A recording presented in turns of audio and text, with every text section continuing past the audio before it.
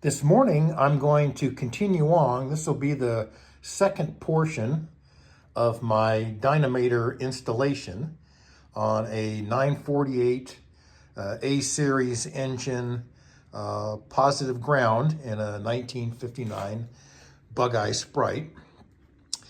And as I left off in my previous video, I had completed the wiring installation in a dummy regulator, and then had continued on to do the wiring for the relay to the ignition light or ignition warning light that actually needs to be in the circuit to activate the charging system. So that's all completed, but now I need to finish the job, and that is actually connecting the Dynamator, the alternator, over to the charging system, and that's going to take a couple of wiring modifications. Let me see if I can find my. So get over there, and I'll just hold it. These are the wires as they came off of my original dynamo. The small one is the yellow and green, and then this larger one is the actually goes to the battery. It goes from the back of the Dynamator or dynamo to the battery. And so the previous system used a kind of a nut and bolt onto this wire to connect it to the back of the generator. So I need to modify the larger one so that it will go on with a spade connector onto this dynamo. Excuse me. Alternator unit that looks like a dynamo. So in order to complete that process, I've kind of laid out some tools and kind of marched through some of the steps that I needed to do. Number one, the instructions on the with the Dynamator says that all wires from the Dynalite or Dynamator or Stealth to the battery must be rated at least 40 amps. And so looking at wiring gauges and how many amps they can carry, I purchased a set of larger gauge wire from Amazon, and I'll be using a yellow wire to be consistent with the wiring diagram in my Bugeye. And this is, see if we can get it here. So this is 10 amp or 10 gauge wiring, good to a couple hundred degrees. And so this is certainly great for in the engine compartment.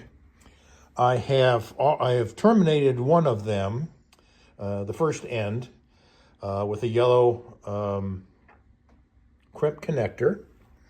And that is for 12 to 10 gauge wiring. It's a 3/8 inch female, quick connect. I had measured the spade connector on the Dynamator, and it was 9.5 millimeters, which translates to 3/8 of an inch. So this is the proper. Here's the little spade connector, and then wired up. This is the spade connector that'll go on to onto the back of the Dynamator, and that is so that'll go from the D terminal, the larger terminal, and that goes over to the D terminal on the dummy regulator.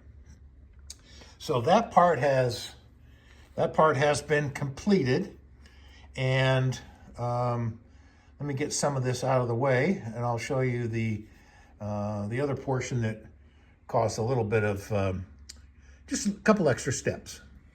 So I had previously wired the larger yellow wire into the D terminal, the existing, using the existing wire, and that is going to actually be replaced. I'm not going to be using the one that's in the wiring loom. I'm going to run a separate 10 gauge wire directly from the alternator to the junction box, the dummy regulator. And the new regulator has, as would be with the stock one, has screw-in terminals. So you insert the wire in at the bottom, screw the terminal down, and that's what holds it down. With the 10 gauge wire, that's a pretty thick wire, and I really wanted to go a slightly different, more secure route. So here were a couple of options with 10 gauge terminal ends. I could use this one, which would slide in under the screw at the very top. Excuse me. The spade itself, the open spade itself, is actually, the opening is actually a little bit too wide. The screw would actually go right through that opening. Now I could pinch those together and so forth, but ultimately that would be pinched together. This would be sitting on top of the junction box where all the other wires are down below. So I kind of said, well, let's see what other option I've got. There's also 10 gauge in a ring connector. Once again, that hole that'd be way too large, way too large to go through the screw on the top, and of course it wouldn't fit in where the wires would go at the where all the rest of them are, where they're inserted below the screw. So what I've done is I took this terminal and ground it down kind of to a point, cleared away the coating, so we just have kind of a copper coating. And that is now small enough that I can insert that in, screw the terminal down from the top, and that'll be held in securely with a good crimp and a nice solid connection for that voltage to come through. Because this is essentially coming right from the alternator and to the battery. So I wanted that as good and secure as I can possibly get. So with that prepared, my next step was to connect this to the Dynamator,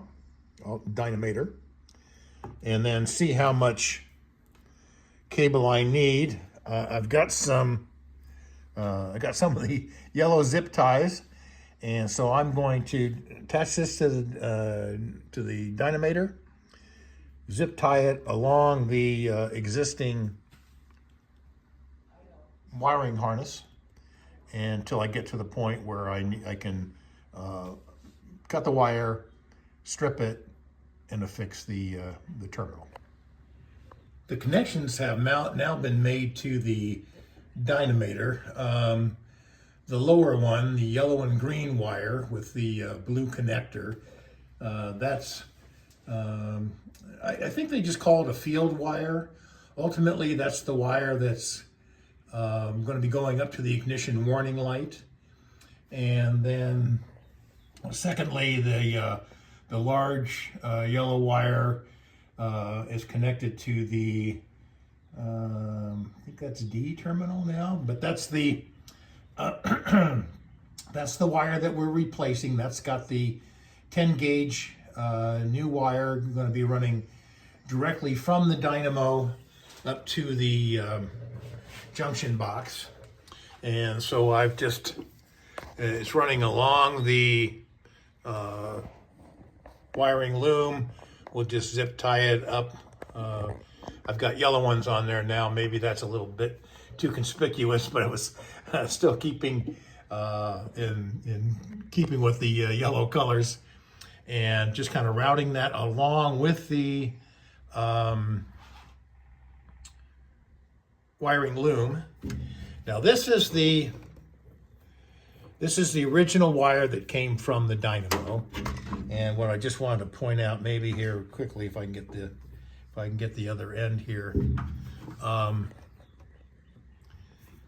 Certainly from an insulation standpoint, you can see how much bigger this new wire is going to be. As we remember, the manufacturer of the alternator said you would need a minimum of 40 amps carrying capacity, 45 in some instructions. So I'm going to cut this wire off to size, strip it, and then we'll kind of compare what the actual wires look like. In this case, this makes it look a lot larger because if you remember from the earlier video, I was doubling those wires back over and twisting them on themselves. So I'll do a side-by-side comparison. With the insulation stripped away, I think you can now see just how much difference there is between the stock wiring that went to a dynamo and then the new recommended size wiring that is coming to the junction box from the alternator. Let me see if I can get a little bit closer there. So significant difference in size and strands and so forth. So that's why we're running this separate line. Now here we have that modified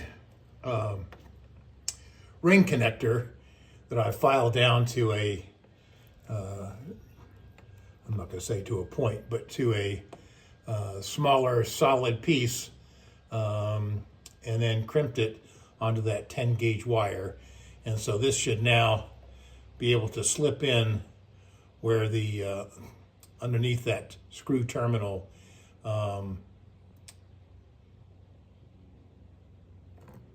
in place of the original wire that was a much smaller gauge. And there we have it. That's the final connection on our junction box. I just need to move it over and put it in place and add its cover to it. So this is the wire that we were just dealing with. This is the 10 gauge coming from the large terminal on the back of the Dynamator, and using its little filed off terminal, it's now underneath that screw terminal, and then from the top everything looks pretty normal, aside from that spade connector type connection on there. But yeah, I think that came out looking pretty nice. So I'll